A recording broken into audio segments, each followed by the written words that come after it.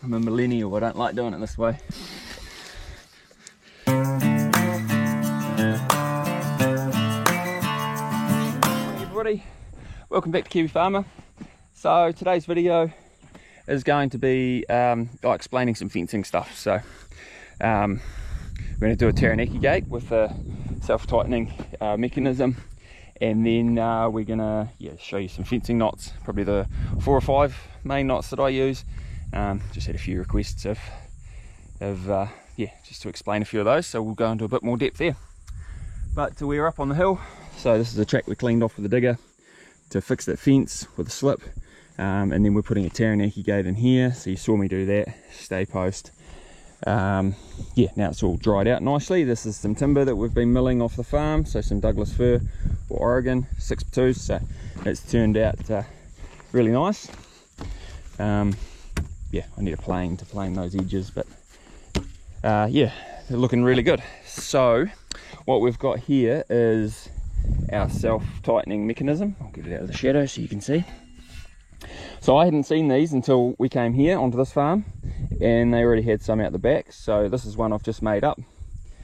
So it's just a crank. You can see that the bottom there is offset from the pivot point here at the top, and just with a handle. So I will throw it on the post here and show you how it goes. So if you guys want, let me know in the comments and I can put some dimensions or something up, and you can make your own one. So these are pretty simple to make if you've got a welder and a bit of stuff lying around.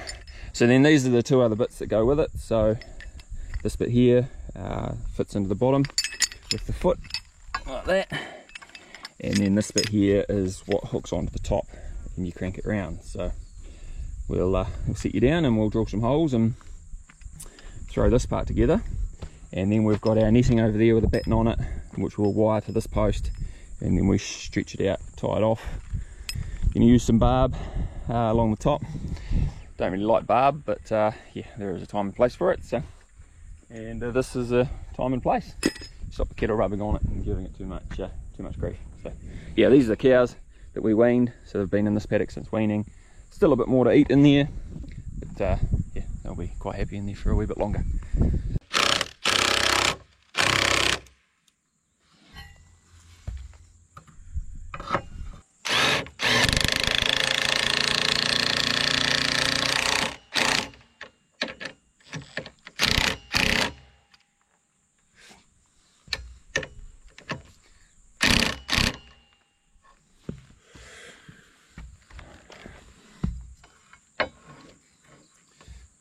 Right, so there's our mechanism there, and I'll show you without any wire on it. So what happens is when we turn this handle around, it tightens up, and then it sits, this little pipe here, little piece of steel sits against that, and it'll lock in. And then because it's pulling slightly off to the side, it won't open. Pretty awesome design. Tie this off now, so we'll stretch it out. Oh, that back on there.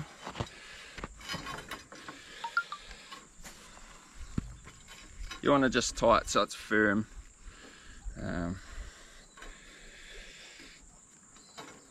We're just looping it around and doing some wraps. So something like that. Look at the bottom. Right, now we've got them started. Before we get too more carried away, we'll just twist it around, put some tension on it so it's as it's going to be. Make sure it's not too tight.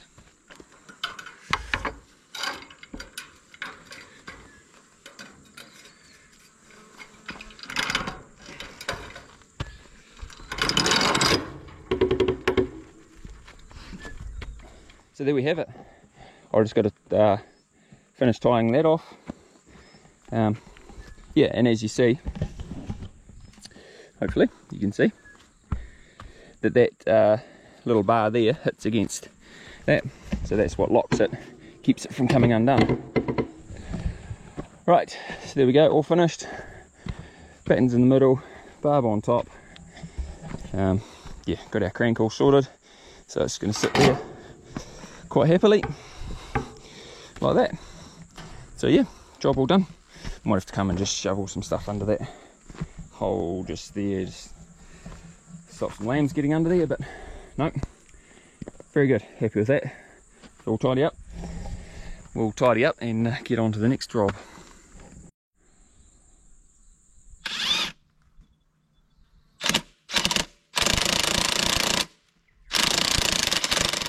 So one of the comments was how we do these stays like this. So ram a post in the ground. Normally it's only about half a 1.8 post. So that gets rammed in the ground pretty much all the way down till we can, and then we do a stay hole in the post, strainer post, just like normal. But then yeah, the trick is you just got to cut these kind of square. So this and this square, so it just sits in there really nicely. So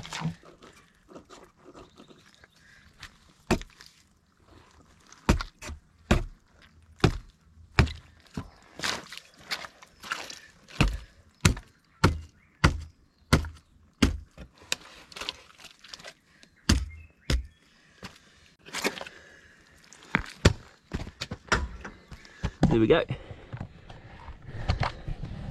Got the angle nice, like that. It comes up, fits into our stay post, our hole, perfectly like that. No spiders in there. So then we'll just throw a nail in there, stop it from sliding off. But the good thing about out here, there won't be any stock there, so it'll be fine. Yeah, don't generally like doing our stay posts like this, because especially out in the paddock, you know, you've got that much area up. Yeah, we could actually bash that down a wee bit more. But yeah, it's not too bad. So yeah, that's that one done. Hopefully that helps. Right, back here at the fencing, gonna show you a termination knot. So termination knot is where you end a strain of wire onto a post.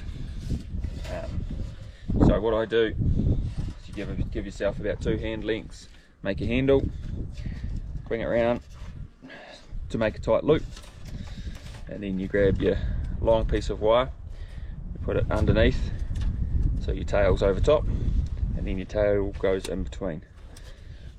So when you've got it in between like that, you just tighten that up and then push that hard up against the post, so it'll stay there like that. And then all we do with this piece, make a handle like so, and do our wraps. 1, 2, 3, 4, and then we can snap that off. So there's your handle, and there's your knot. No hooks or edges, or nice and tidy. So then when we're setting it up, you want it to be about in the center of the post.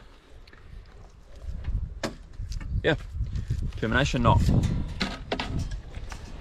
So this is what I call a speed knot. So it's just a tying off a strain of wire. So yeah, we'll explain some of the reasons behind it later on. But what you do is you put a bit of tension on your set of strainers. Bring this around twice. 1, 2.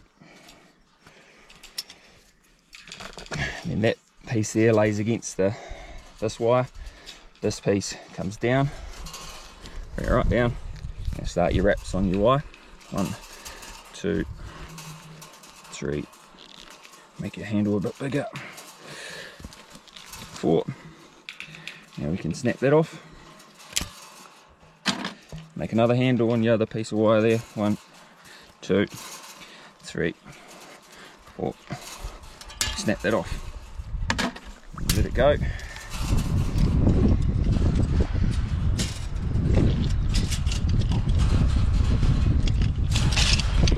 There you go. Pretty quick. Just discussing with Dad here that the reason I do these is, well, that one, they're fast, but 2, yeah, I feel they're stronger than just a double loop, which I'll show you next one. Yeah, I've never had one of these fail.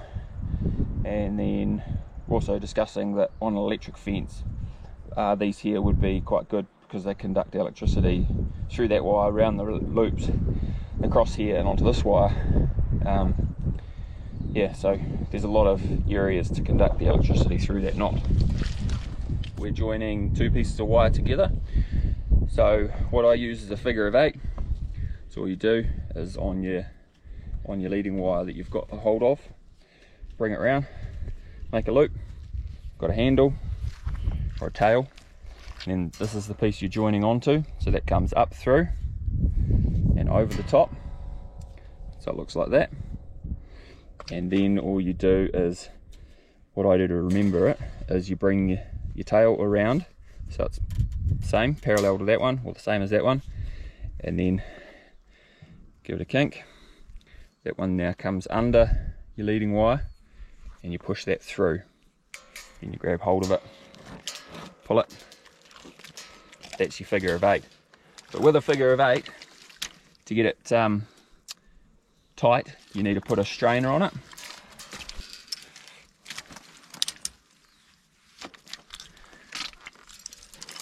So you can leave it like that until, yeah, it comes time to strain up your fence.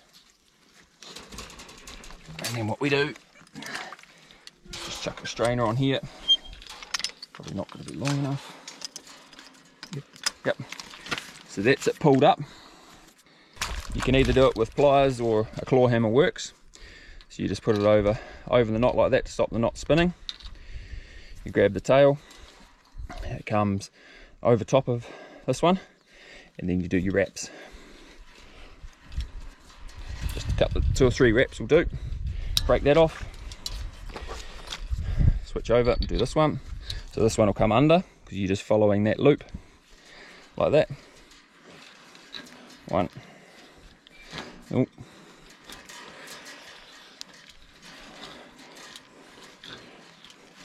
And I haven't left myself enough. Haven't left myself enough to snap that off. So we'll just get our cutters and cut it as close as we can. We'll nick it and then bend it. Yep. So just like that. No sharp edges. Nice figure of 8. So another way of doing a joining knot, so instead of our speed knot that we did down here, we can do a double loop. So all you do is you've got your strainer set up like that, and we just need to find where first loop needs to be. So you want it a wee bit back like that. So you've got to put some tension on there to get this wire over. So we make our loop like this.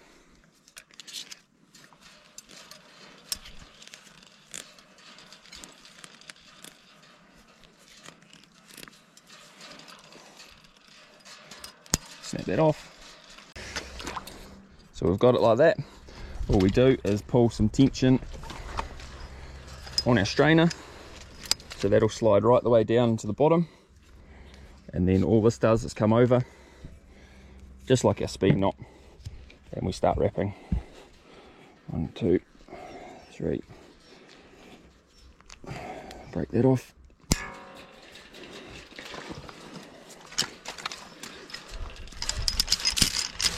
There's our double loop joiner. So this is our lead out wire that we're putting through to carry all the current up into the hill country. So what we want to do is we want to try and limit the amount of knots, or number of knots in this wire as possible, because that's where you, even if you do them the best you can, you're still going to lose some sort of amps out of that. So what we're doing here is it's just a straight line. There's no joins or anything between that insulator and this insulator, and we're going to tie it off on this insulator. So we'll trim it, and what we do is just come through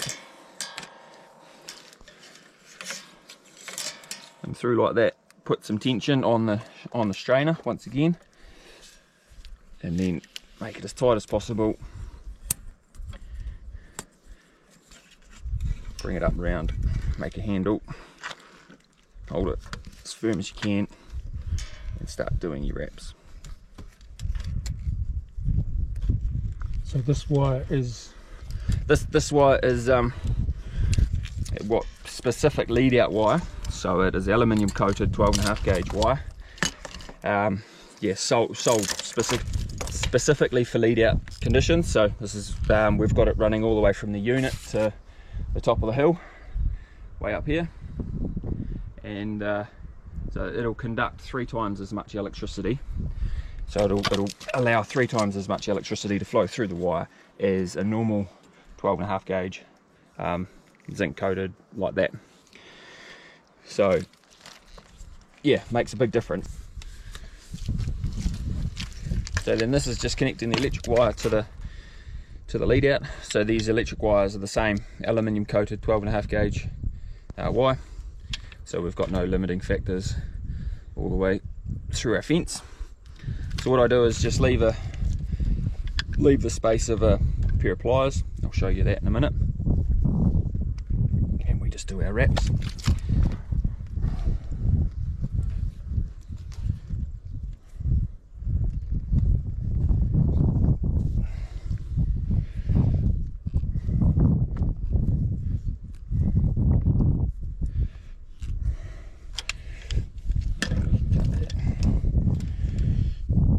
Off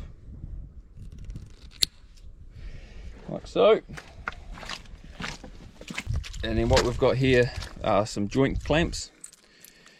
So just the clamp that goes over your wires, 2 wires like that, join them together to make sure that current is not limited in any way, so you're getting good conductivity, which is especially important on a lead out wire like this. You could argue it's not as important on a kind of lateral fence, but yeah, they're $1 each, something like that, for these couple of dollars. So yeah, just putting in this under gate cable, and we put it through this, what is it, 15mm Alcathene, just to protect it, because you know, you go to all the work of putting an underground cable in, and then if it gets a nick in it and you get a fault, you've got to dig it up, and you can't really join it under the ground because the water will get into that, and it's yeah, it's pretty well worthless. So take the time, put it in a piece of Alcathene, and then no matter what runs over here, diggers or dozers or stock or tractors or whatever, it's going to be protected. And the other thing, piece of easy pulls here. These easy pulls have got this little notch in the bottom, you can see that, and we use that to strip our wire. So you put it through here, work out how far down you need to go. We'll give ourselves plenty this time. Give it a clink. It cuts the wire like that, cuts the plastic I should say, and not the wire. So then you just pull that out. Here's your plastic, and here's our wire. Then we'll do the same. Put this over here, like that. Do our wraps.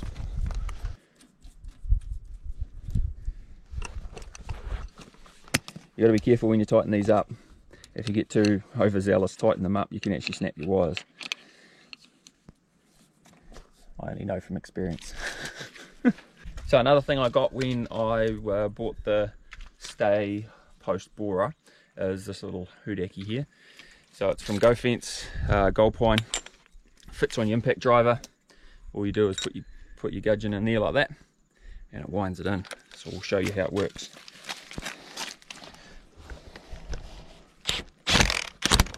Keep your fingers out of the way.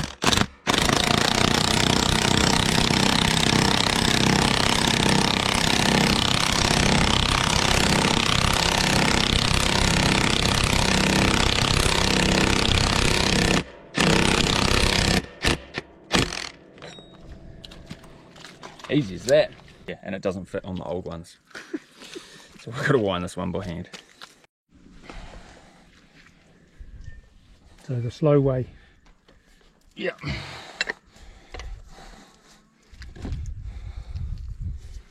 The unmechanized way. I'm a millennial, I don't like doing it this way. So there we go, gate swung, fence is all done. yeah, finally get some power back up on the hill country. So hopefully that helped a few of yous and gives you some tips and tricks. Yeah, let us know in the comments if there's anything else you wanted to see. But yeah, that'll do it for this video. Thanks very much, and we will see you in the next one. Bye.